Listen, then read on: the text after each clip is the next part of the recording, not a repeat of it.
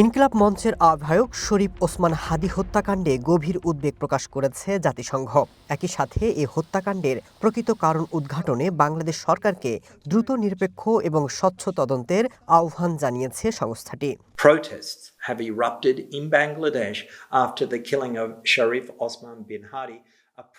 বাংলাদেশের ছাত্র জনতার গণ আন্দোলনের বিশিষ্ট নেতা শরীফ ওসমান বিন হাদির হত্যাকাণ্ডে জাতিসংঘের মানবাধিকার হাইকমিশনার ফলকার তুর্ক গভীরভাবে মর্মাহত। এই ঘটনায় জড়িতদের জবাবদিহিতা নিশ্চিত করার পাশাপাশি সবাইকে শান্ত থাকা এবং সহিংসতা থেকে বিরত থাকার আহ্বান জানিয়েছেন high commissioner. Should refrain from violence. Retaliation and revenge will only deepen divisions.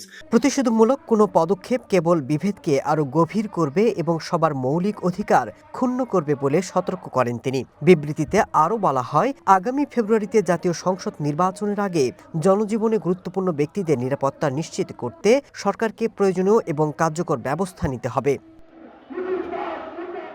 Osman বিন হাদি নিহতের ঘটনায় শোক প্রকাশ করেছে ঢাকার আমেরিকা, ব্রিটেন এবং ইউরোপিয়ান ইউনিয়ন দূতাবাসও। শুক্রবার নিজেদের সামাজিক যোগাযোগ মাধ্যমে তারা আলাদা শোকবার্তা প্রকাশ করে। Masud Rana, one international desk.